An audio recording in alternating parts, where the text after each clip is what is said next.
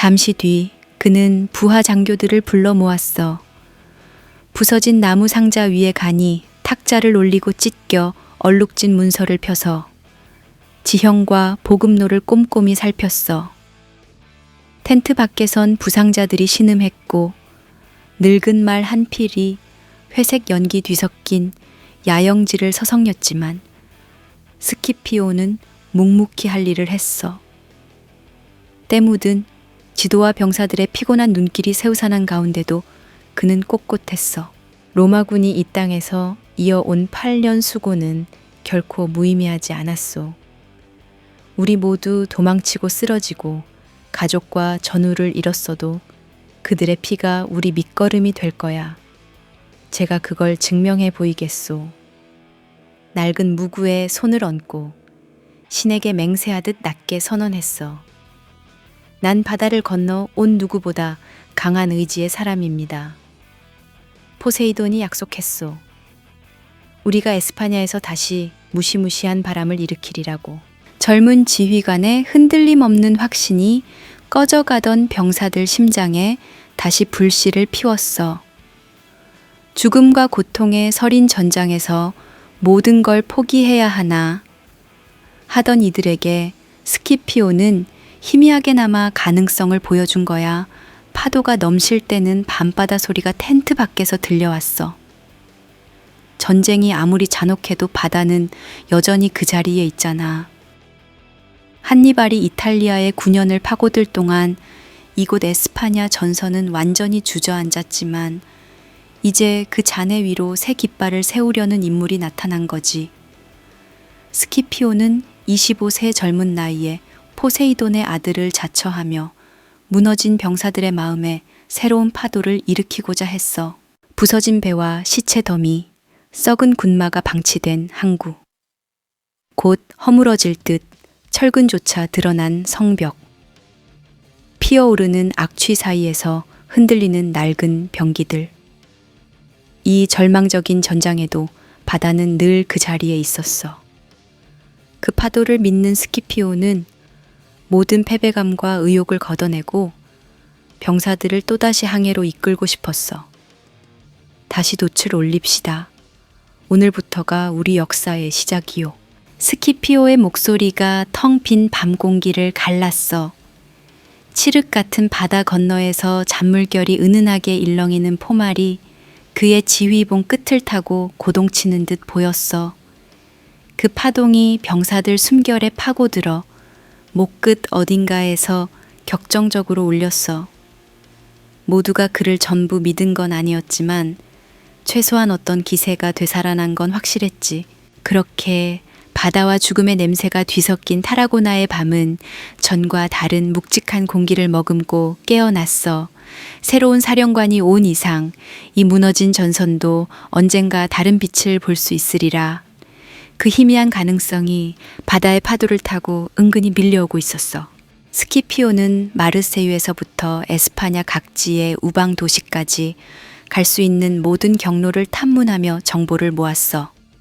망명자나 상인, 연줄이 있는 귀족들, 심지어 해적 출신 용병들에게까지 금화와 약속을 내걸며 적군의 동태를 하나씩 알아냈지.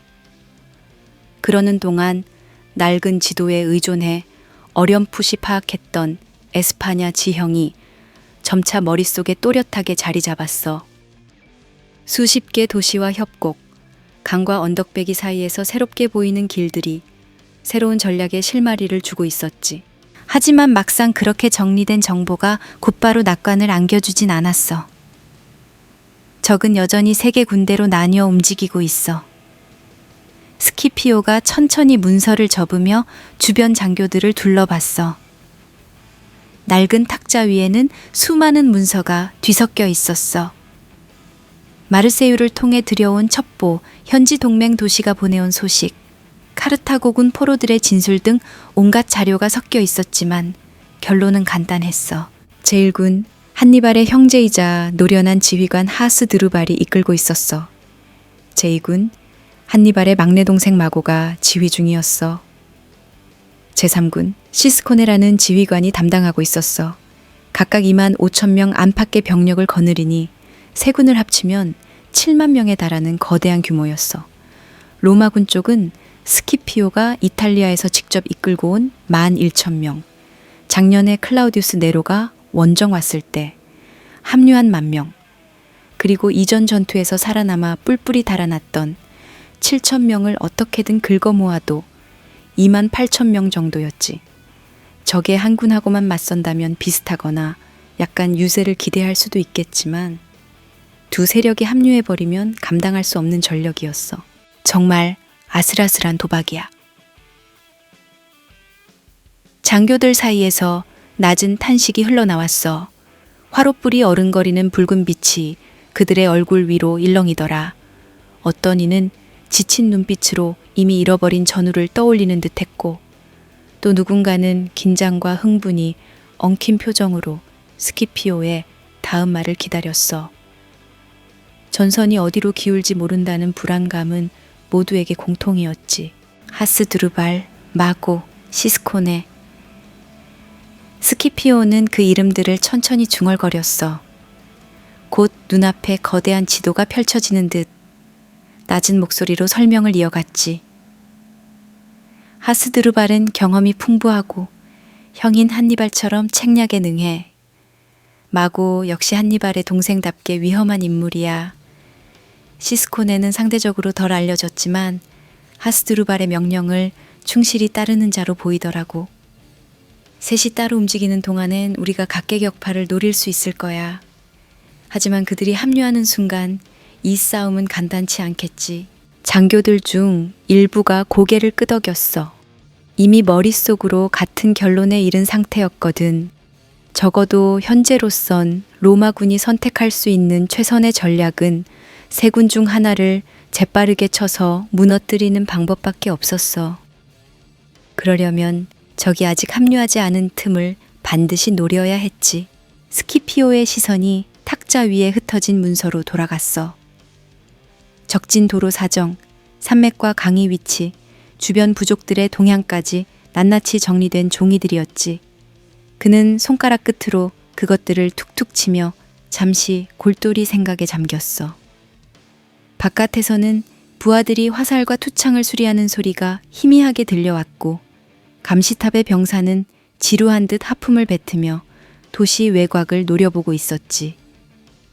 이렇듯 모두가 갈 길을 잃은 듯 서성이고 있었지만 사실은 스키피오의 결정만을 간절하게 기다리고 있었어.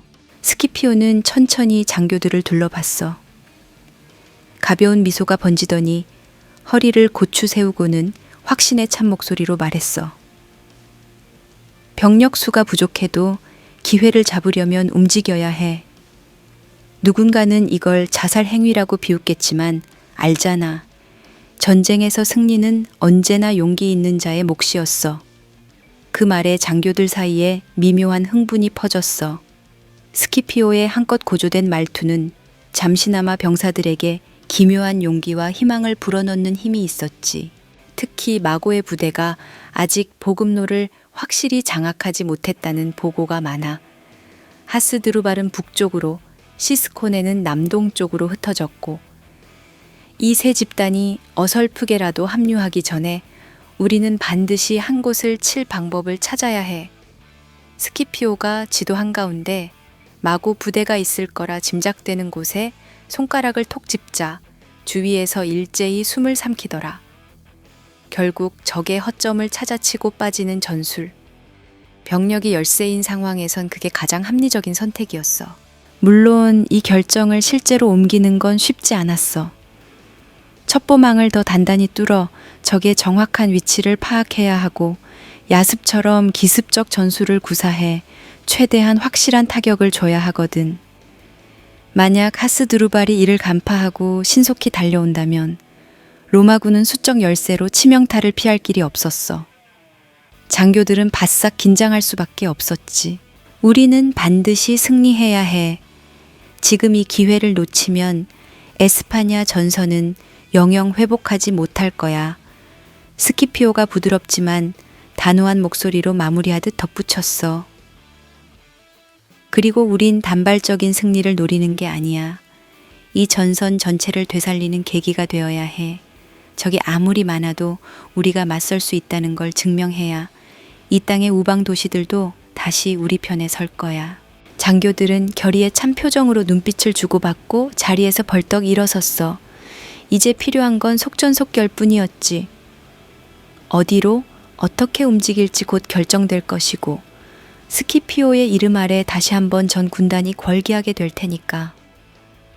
막사 밖에서는 이미 병사들이 분주히 움직이고 있었어. 스키피오가 도시 곳곳에 보낸 정찰병들이 계속해서 되돌아왔고 마르세유에서 파견된 막부 인원들이 서류와 보급품을 쉴 새 없이 날라왔지. 갈라진 투창을 이어붙이고 낡은 갑옷 솔기를 꿰매면서 누구나 오랜만에 전투 전에만 느끼는 긴장감을 되새기고 있었어. 한낮의 햇살은 따갑게 내리쬐지만 바람 끝에는 어느덧 차가운 기운이 스며들어 있었어. 일부 병사들은 오랜 패배감에 사로잡혀 여전히 의구심 가득한 표정을 짓고 있었지만 스키피오가 포세이돈의 후원자다라는 기묘한 소문이 퍼지면서 은근히 활기가 번져나가기 시작했어. 신화 같은 전설이 전쟁터에선 때로 큰 원동력이 되기도 하거든. 어느 병사가 툭 내뱉었어.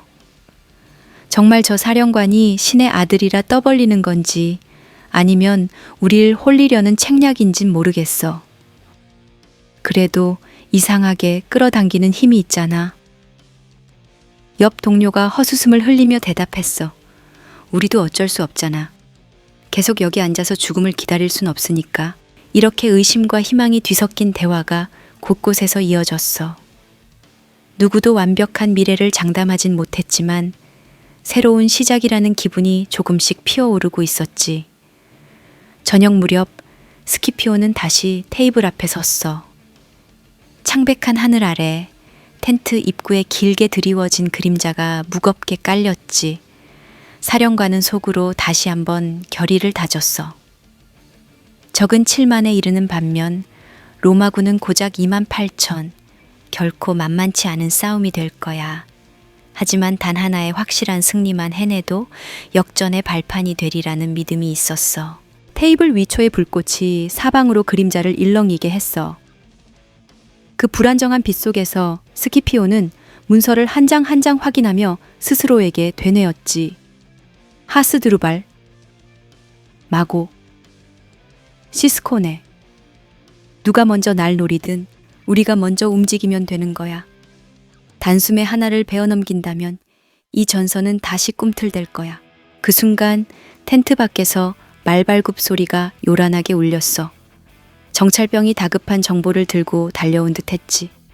마치 문이 곧 부서질 것처럼 흔들렸고 변경 안에 깔린 긴장감이 더욱 팽팽해지는 게 느껴졌어. 스키피오는 천천히 숨을 고르고 바깥을 내다봤어. 곧 들려올 소식이 과연 희망이 될지 또 다른 위협이 될지. 하지만 그는 이미 알고 있었어. 전쟁에서의 운명은 좋고 나쁨이 아니라 결단하느냐 머뭇거리느냐로 갈린다는 걸 말이야. 밤하늘이 깔리고 병사들의 숨결이 얼어붙은 전장 한가운데서 젊은 사령관의 눈빛이 다시 날카롭게 빛나고 있었어.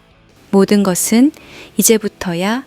스키피오는 깃발이 흔들리는 소리에 맞춰 입술을 꾹 다물었어. 세계군으로 흩어진 카르타고를 향해 언제, 어떻게 첫발을 내디딜지 결정할 시간이 얼마 남지 않았거든. 온몸에 스며드는 전장의 기운, 병사들 눈에서 피어오르는 욕망과 불안까지. 그 모든 걸 품에 안으며 새로운 시대가 서서히 기지개를 켜려 하고 있었어. 아직 어둠이 짙게 깔린 새벽, 한니발은 피곤해 저른 눈으로 천막문을 밀쳐냈어. 이탈리아 상이슬게 깃든 새벽 공기가 차갑게 피부를 쓸었지. 긴 밤 동안 골마가던 전쟁의 기운이 아침 공기 속에 짙게 퍼져 있었어. 한니발은 낮게 헛기침을 삼키듯 하고 저 언덕 너머로 길게 펼쳐진 하늘을 물끄러미 바라봤어. 몇 달 동안 로마군에게 기습당하거나 쫓기는 일은 없었지만 마음 한구석은 알 수 없는 불안감에 시달리고 있었거든. 그때 저 멀리서 헐떡이며 달려오는 전령이 소리쳤어. 장군, 에스파냐에서 급한 소식이 왔어. 그는 기진맥진한 모습이 역력했어. 말에서 내려서자마자 다리가 후들거렸지. 한니발은 조바심 가득한 목소리로 재촉했어. 무슨 일이야? 전령이 애써 숨을 고르며 답했어.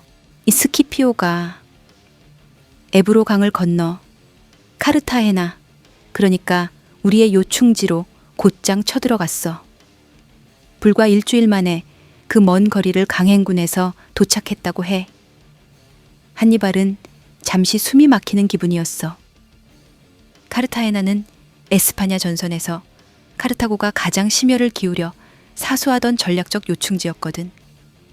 물자와 병력을 모으는 전초 기지이자 로마가 감히 손대지 못하던 안전지대 같은 곳이었어. 스키피오가 단숨에 거기를 쳤다고? 그는 속으로 되뇌며 어쩐지 텅 빈 속을 마구 휘젓는 듯한 느낌을 받았지. 한니발은 무심코 주먹을 쥐고 전령의 말을 더 들었어. 라일리우스라는 부사령관이 이끄는 30척 함대도 함께 남하했다 해. 이미 성벽 바로 앞까지 로마군이 들이닥쳤지만 수비대는 제대로 대비조차 못했다고 하네요. 어떻게 모른 걸까? 적이 진을 치고 올라오려면 시간이 걸릴 줄 알았는데 한니발은 낮게 신음하며 더는 말을 잇지 못했어. 타라곤에서 카르타헤나까지는 보통 20날이 필요한 거리인데 아무도 스키피오가 그 길을 일주일 만에 주파할 거라곤 상상 못했거든. 카르타고 지휘관들도 설마 로마가 우리 거점부터 공략하리라곤 예상하지 못했을 테고, 하스드루발과 마고, 시스콘에도 제각각 흩어져 있으니 설령 로마군이 와도 맞설 시간은 충분하다고 봤겠지. 지금 카르타헤나는 어떻게 됐어? 한니발이 거듭 묻자 전령은 땀으로 범벅된 얼굴을 하고 울먹였어. 자세한 소식은 추가 전령을 기다려봐야 한대요. 일단 로마군이 성벽 아래까지 주둔했고 성 안은 혼란스러워졌다 해요. 적도 무작정 성을 지키긴 어려울 것 같다지만 워낙 빠른 속도로 밀고 들어왔으니 한니발은 천천히 고개를 들었어. 이미 새벽빛이 조금씩 번지고 있었지만 그의 눈동자는 무언가 어두운 그림자에 잠긴 듯 했지. 9년째 이탈리아에 머무르며 로마를 꽁꽁 묶어뒀는데 만약 에스파냐 전선이 와르르 무너진다면 지금까지의 계획이 허사가 될 수도 있으니까. 지금 당장 대책을 세워야겠어. 그가 날선 목소리로 말하자 옆에 있던 장교들이 일제히 모였어. 한니발은 작전 지도가 놓인 간이 탁자로 다가갔어. 원로원과 본국 카르타고가 보내준 적은 병력, 군마와 코끼리의 상태, 보급 상황 등 온갖 고민이 머릿속을 채웠지. 하스드루발, 마고, 시스코네가 기어코 막아줘야 할 텐데 스키피오가 그들이 합류하기 전에 치고 들어간다면 카르타헤나는 속수무책일 거야. 한니발은 멀고도 낯익은 에스파냐 해안을 상상했어. 카르타헤나 항구와 붉은 흙이 깔린 땅, 축축한 해풍에 녹슬어가는 쇠창살, 그리고 그 너머로 펼쳐진 바다 말이야. 그곳은 카르타고가 군수물자를 쌓아두는 핵심이었고 스키피오가 모르고 지나칠 리 없었어. 제대로 막지 못하면 카르타헤나는 곧 우리의 심장을 찌르는 칼날이 되겠지. 한니발은 가슴속 혼란을 털어내려 깊이 숨을 들이마셨어. 이탈리아 북부에선 마르켈루스와의 추격전이 계속되고 있고 다른 로마 군대도 재편의 속도를 내고 있거든.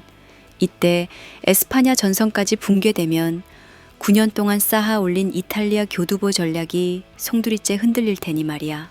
그날 새벽 천마 가는 전령과 장교 보좌관들이 분주히 오가느라 발 디딜 틈이 없었어. 한니발은 핏기가 가신 얼굴로 작전 지도를 내려다봤지. 지도가 펼쳐진 테이블 위에는 얼마 전 전투에서 사용한 짧은 단검이 놓여 있었고 그 칼 끝에는 선연한 피가 말라붙어 있었어. 전쟁의 길고 지루한 비극을 대변하는 듯 보였지. 한 장교가 조심스레 물었어. 장군, 직접 병력을 이끌고 에스파냐로 가실 건가요? 아니면